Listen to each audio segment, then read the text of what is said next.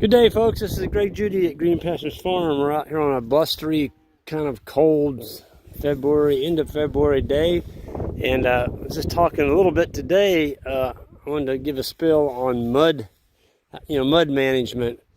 We are approaching March, which is mud month, and we're in February. We're already at mud month. we're about a month early, it seems like.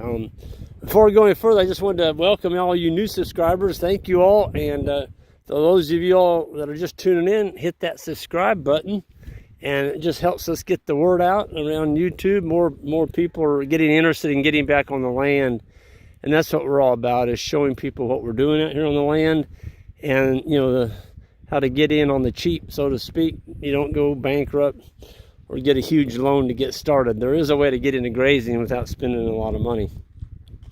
And we're going to get back to the topic today is mud management. That's a huge one, folks. I mean, you can really destroy your farm if you're not careful in the month of February and March. Usually February, you got enough cold weather, the ground's kind of froze, but not this year. We get some cold spells, but then it seems like we get a week of warm, and then it just gets mud.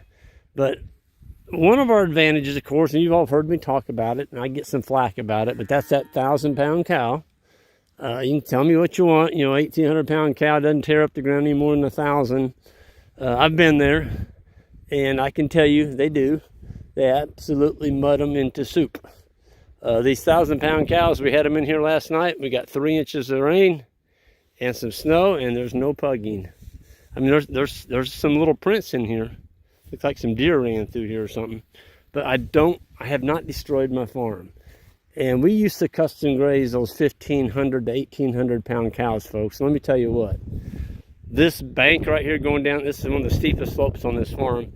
It would look like you took a root plow and plowed this whole hill if you had 1,800-pound cows last night.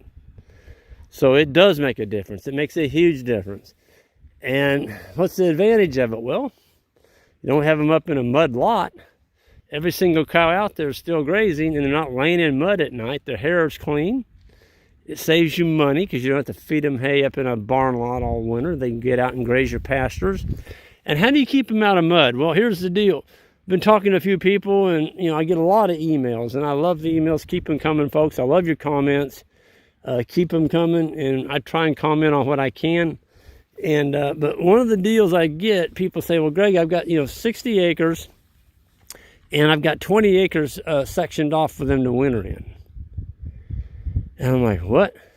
Well, yeah, I said, we kept them off the farm, the other 40 acres, because we don't want them out there, and we're wintering them on 20. But the 20 acres we've got them on, it looks like a mud lot. They just tore it all to pieces. Well, it's because you kept them there. You kept them there all winter long. Absolutely, they're going to tear it up, folks. There's 292 head over there. If I left them on 20 acres all winter long, my God, it'd look like a crop field that you took a chisel plow to. That's what it would look like. So if you've got a farm, a full-size farm, let's just say 40 acres, and you've got 5 acres secluded off for your wintering area. Well, you may have to do that if you got the bigger cows, and that's a smart choice to make.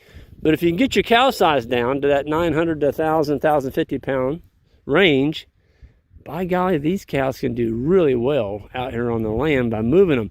So by having your whole farm exposed to you in the wintertime, what that does is it gives you more area to move around. And folks, it's unbelievable what land looks like. You can kind of muck it up a little bit, kind of like this right here, okay?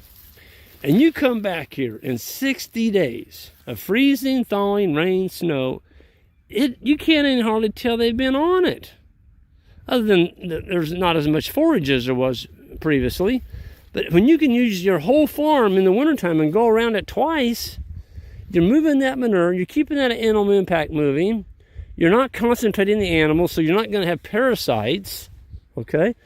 You leave animals in a 5-acre trap all winter long, they are just getting exposed big time to parasites and all kinds of nasty. It's not healthy for an animal to lay down and go to sleep in mud. And I'm not going to go any further than that, other than if your cattle are laying in mud at night, that's not a good stockman. You need to give them either a clump of hay to lay down or something. Give them a dry place to lay down. Don't make them lay down in the mud. They're not humans, but they're animals, and they deserve our respect and our attention and our comfort. You need to give that animal as much comfort as you possibly can. And you go to sleep at night, and it's cold out, and those animals in a nice bedded area, and they're laying down and their hair coat's clean and dry because they're not laying in mud. You should sleep well.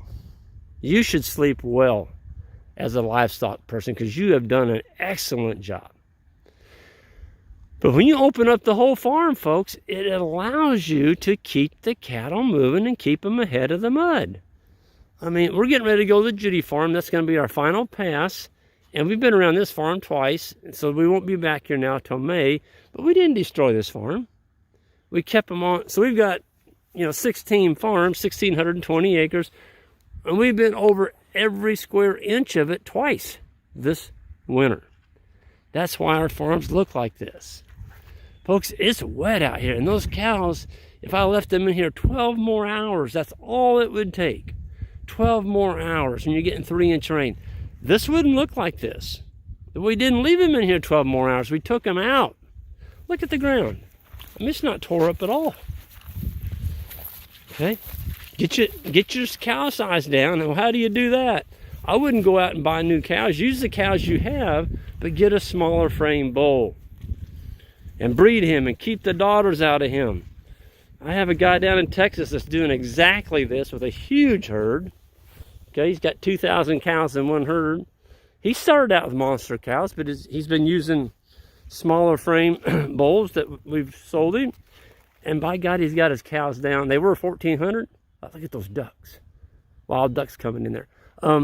He's down to like 1,100 pounds in 3 years. He's ecstatic. Okay? 1,400 down to 1,100. Folks, you can run more cattle. You can run more cattle because you don't have as big animals out there eating as much forage. And I don't care what you say. A 1,000-pound cow is going to eat 30 pounds a day, and a 1,400-pound cow is going to eat 45 pounds a day. Just do the math. Just do the math. You can run a whole lot more of these smaller frame animals than you can the big ones. You have more calves to sell at the end of the year. They don't tear your farm up in the winter either. Folks, it's all about making a living on the land. And I don't want to step on you guys. I know I've made some people upset talking about the big frame, small frame, but it is an important topic. And that's why I'm covering it. That's how I am a full-time farmer today. If I had big cows, there's no way I could have quit my town job. I would have to keep my town job just to support the cows. These little girls out here, I say little, they're 1,000 pounds. That's not a little cow. And while we're talking about cow size, for those of you all that have Dexters and the low lines, great cattle, great cattle. For small farms or small acreages, they do well on grass. You can finish them on grass a whole lot quicker than you can a 1,400-pound cow. Just be careful, guys, for those of y'all just getting in, and that is make sure you can market them 100% direct. Because if you have to bring a Dexter cow, an open Dexter cow or one that's got thin or whatever to the sale barn, folks, you're not going to get nothing for her. Same way on a low line. They're too short. They don't fit the box, and the guys will just absolutely steal them from you. So be careful. They're wonderful cattle. I like them. They're very efficient on grass. Just make sure that you have a market for them. Okay? Great cattle. And I'm not poo-pooing small cattle other than you need to be able to market them. And one of the things that people don't realize is one of your not highest, but it's one of your general cash flows on a cow herd, and that is your call cows. Okay? You should have some cows in that herd that you're calling each year. And so if you got call cows, let's say you had a full herd of Dexters or low lines, and you're calling 4 to 5 of them every year, just make sure you can make those into hamburger to sell to your customers. Don't sell them to the sale barn, because you won't have any call cow cash flow taking your calls to the sale barn if they're small. Okay, just that I've seen some people go broke, and I'm just trying to warn everybody. I don't have any feelings toward anybody going broke. I mean I don't want anybody to go broke. I should reverberate that. Sorry, I'm getting tongue-tied here. It's cold out here. I just don't want to see people get hurt. And there's a lot of people out here wanting to get back on the farm that have zero experience, which is fine, but that's the ones that are going to get hurt. Because you don't know. It's not that you're stupid or dumb or anything. You don't know. And so somebody tells you something like, oh boy, yeah, let's go get a bunch of them. And then you go to try to market them. You're begging people to buy them.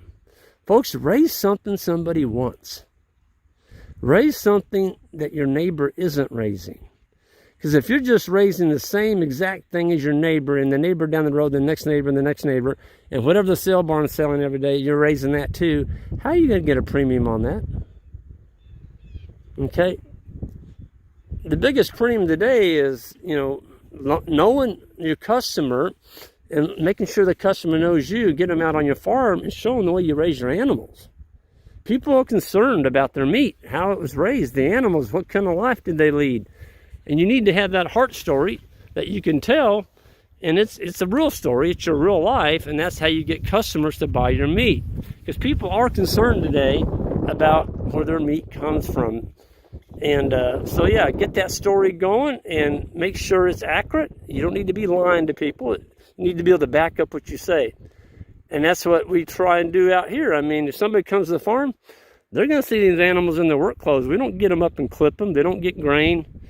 They don't get fancy hay or anything. They just get what's out here on the land. And so when you bring these animals back to your farm, you can expect them to do the same thing on your farm. You don't need to be babying them. If you go to a farm to buy seed stock, folks, and there's feeders out there in the pasture around the barn lot, they're feeding them grain, you're going to have some pampered cows. Okay? Saw a guy the other day, I was going to the barn lot, and he had mud up to the ankles of his boots. It looked like he was about ready to fall over, and the bulls were chasing him. He had 2 5-gallon buckets of grain, feeding his bulls grain. That's the way most people do. And most of them do feed their bulls grain. Well, if you buy that bull and you bring him onto your farm, you better feed him grain, or he's going to go into what they call bull melt. He's just going to melt away, trying to breed your cows and stay fat. He can't do it. And that's because he's been babied. He's been raised with the wrong mannerism. You can't be feeding a ruminant animal grain when you've got pasture to feed him and make any money. I mean, the grain guys love you to death because you're buying their grain, feeding it to a cow, but you're not making nothing. So, the old saying is, it's better to do something and make something than to do something and make nothing. You might as well not even start it, okay? So it's a great life out here. There's good money to be made and a good living, but it's got to be structured correctly. And with that, I'm going to sign off. And for those of you all, the newcomers, thank you all for the new subscribers, and hit that subscribe button. And we'll see you all down the road.